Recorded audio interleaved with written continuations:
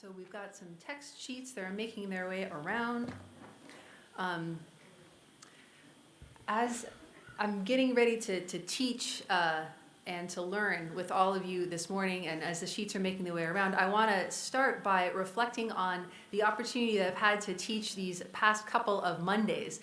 It's been a class called God of My Understanding. There have been people who have been joining in person and people who have been joining via the Zoomiverse, creating a hybridiverse learning space, which of course we all love and is really a blessing and a gift and a miracle of our times. And I have a lot of fun teaching, and I appreciate everyone who shows up and participates, gives of themselves in the pursuit of understanding Torah and understanding God and the human experience and in a new way as we learn together. So just very grateful for that opportunity, and that was part of what I was inspired by as I was preparing our teaching for today. Okay, so without further ado, let's get into it. This is called Evening versus Morning. Evening versus Morning. It's not actually a matchup rap battle, but it could be Evening versus Morning. So blessings and curses. The book of Deuteronomy, the fifth of our 5 books of Moses, here's a huge theme of doing the right thing, what that means, what it can look like when we as Jews do the right thing and follow God's commandments, and God forbid what it can look like if we as Jews do the wrong thing, do not follow the commandments. It's not pretty. And so in this week's parashah, we have what's called the tochecha, or the rebuke. It's a list of blessings and curses. There are 2 of them in Torah. There's one near the end of the book of Leviticus in Parashat Bechukotai, and we have one in our parasha this week, Ki Tavo. Now, because we did the triennial reading, we didn't actually lane it from the Sefer Torah this year, but rest assured, it's totally there, and it's not pretty. So we're going to start by looking at a small selection from the end of the curses. This is Deuteronomy chapter 28, verses 64 through 67.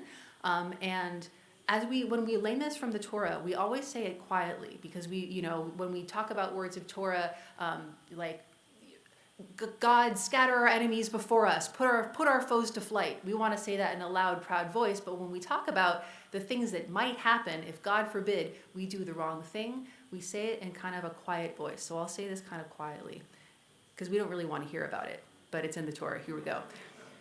God will scatter you among all the peoples from one end of the earth to the other, and there you shall serve other gods, wood and stone, whom neither you nor your ancestors have experienced.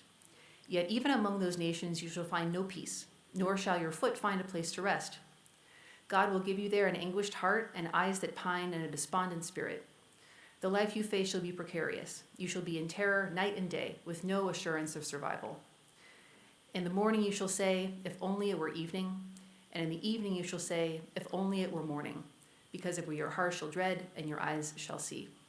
So there's more curses. If you want to read them, I invite you to explore that piece of the Torah. And in all of these curses, both in the selection from Leviticus and our selection today from Deuteronomy, there are a couple of phrases that really resonate with me in a powerful way. And so if only in the morning you shall say, if only it were evening, and in the evening you shall say, if only it were morning.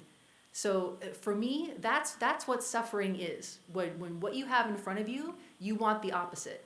It doesn't matter what it is that's in front of you. When you want something else, when I want something else besides what's in front of me, that is the essence of what suffering is. I feel like it's the opposite of gratitude. I've also been thinking a lot about gratitude, especially heading into the high holidays. More on that later. But I feel like gratitude is looking at everything and picking out, oh, this is a good thing, that's a good thing, I'm going to focus on the good. Now, if only it were evening, if only it were morning, that's only seeing the bad. That's only seeing what we don't want to have happen. And this makes it worse. When we look at something and we say, oh, wow, I don't want this, I don't like this, there's nothing good I can find in here, I feel like it makes it worse, whatever the experience is. And so we have this, because of what your heart shall dread and your eyes shall see, this not wanting what we have makes the heart dread more and the eyes see things that are even more painful. So I wanted to explore a lot of different commentaries and share them with you. So we have this first one from the JPS Torah commentary. The JPS Torah commentary, there are excerpts of that commentary in this book. If you open it up, for those of us who want to touch the book, We have what one of my teachers, Dr. Joel Garaboff, called the above the line commentary and the below the line commentary. And you can tell because one's above the line and one's below the line. It's a pretty great terminology, in my opinion. So the above the line commentary is a shortened version, an excerpted version of the JPS Torah commentary, which is a whole other book that I didn't bring with me today, but I brought us this sentence here. So on the sentence number 67, buffeted by the actual horrors of the day and the terrors they imagine in bed at night, they will find each segment of day so unbearable that they will long for the next. So this idea of I just want to get this over with. Again, for me, that's if I'm in that place, if I just want to get this over with, that is suffering. And then I love this literary analysis. The verse is chiastic. The first and last clauses refer to the visible horrors of the day, and the middle two clauses refer to those imagined at night.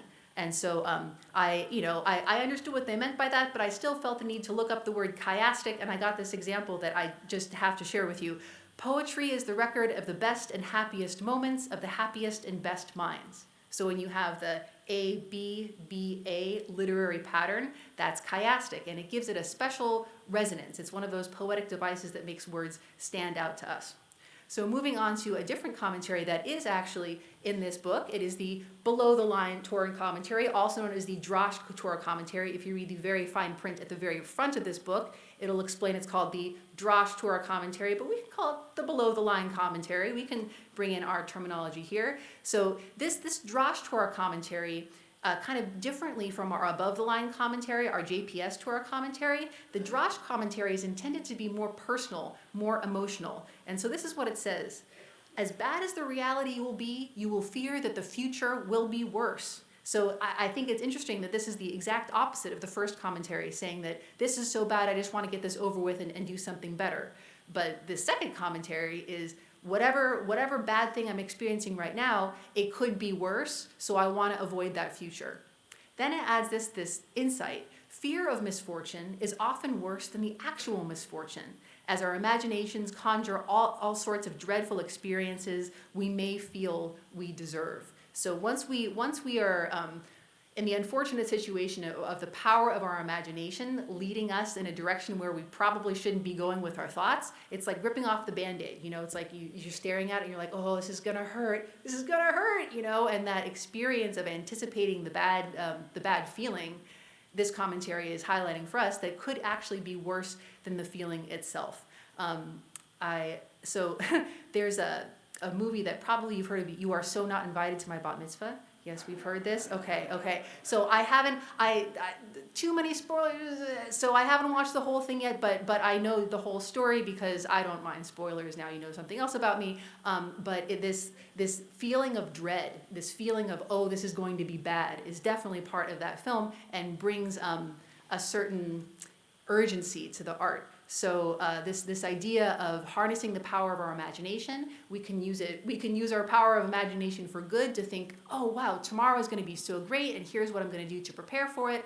Or we can use our powers of imagination for not so good, saying, oh, I have to do this thing, I have to see this person, it's going to be a terrible conversation, it's going to be a terrible day. And then that sets us up for not just, seeing the future through a negative lens, but also having a pretty unpleasant time in the present as we're anticipating something that'll go poorly. Okay, so we'll hold those lines of reasoning and turn to the back, and we're going to look at Rashi and at the Talmud, because this I love studying Talmud. I study Talmud every day. I've been doing Daf Yomi for, God help me, over a whole cycle now, so about 8 years.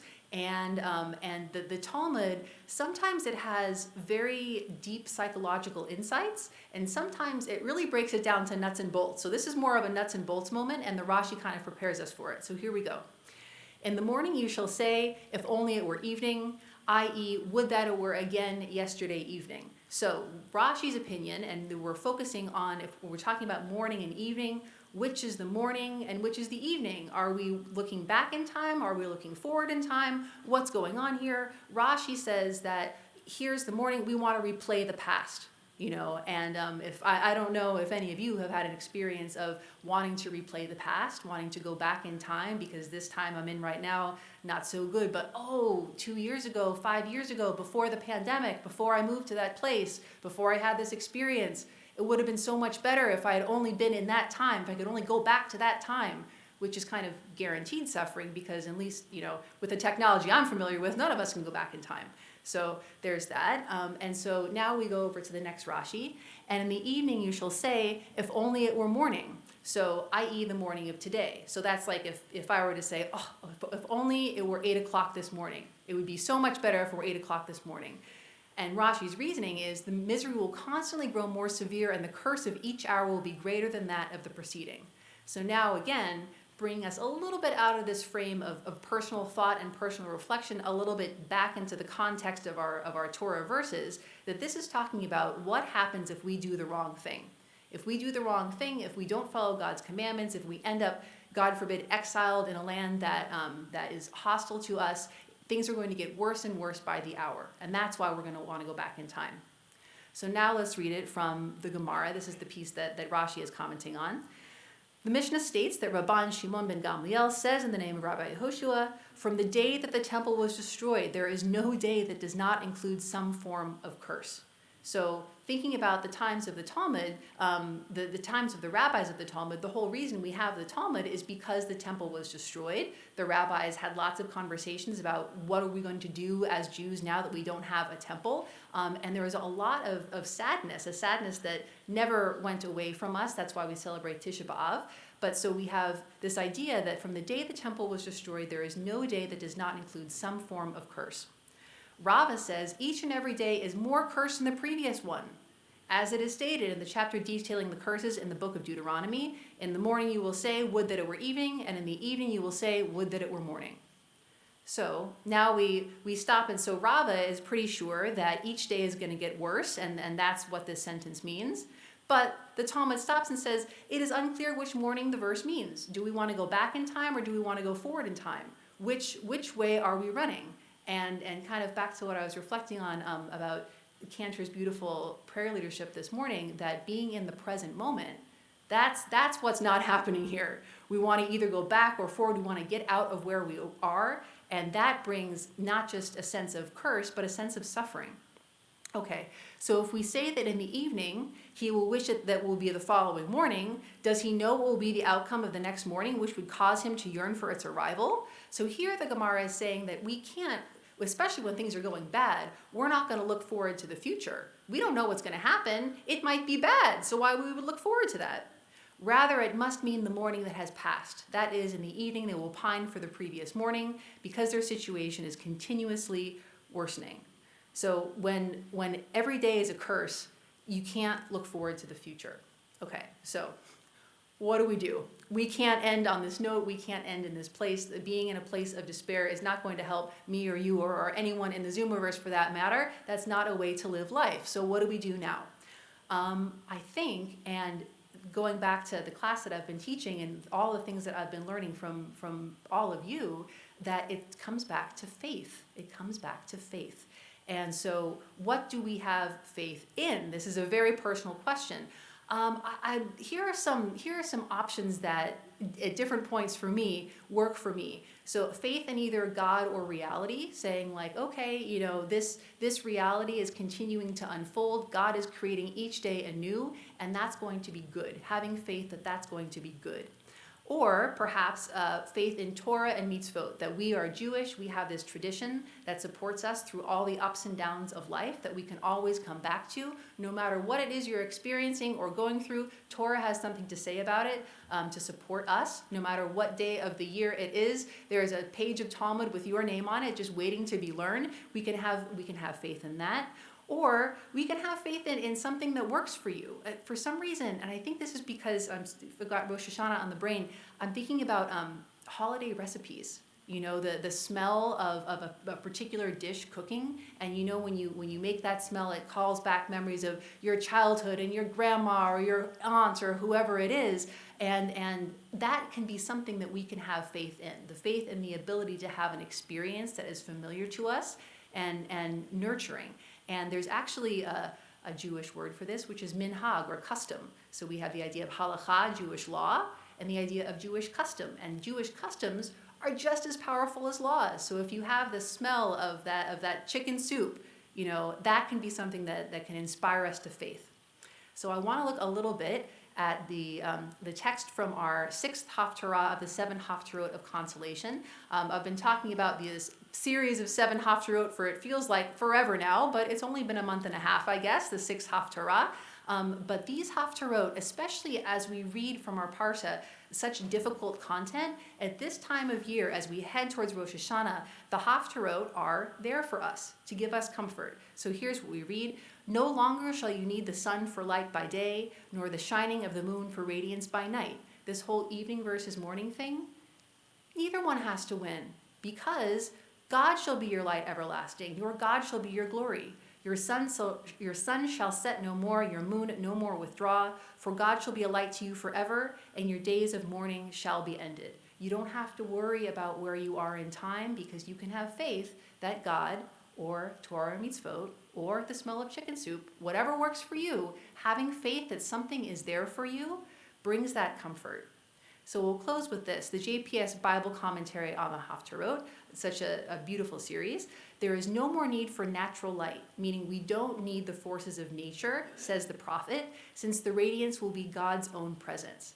I might argue that the smell of chicken soup is a phenomenon of nature that we can rely on, and in fact maybe we should rely on. But the prophet says to us, we don't have to worry about the material world. The spiritual world can be our sustenance. At this time of year, I call all of us, and I call myself, to find faith in something. I think for me, it's not about finding faith in one thing. It's about finding faith in a bunch of things that each works for the moment. Sometimes for me, it's connection to God through prayers. Sometimes for me, it's getting up at 5:30 in the morning to be here for our morning minyan. Love all of you. Thanks for being here. And sometimes it's the smell of chicken soup. Let's find faith together this year. Shabbat shalom.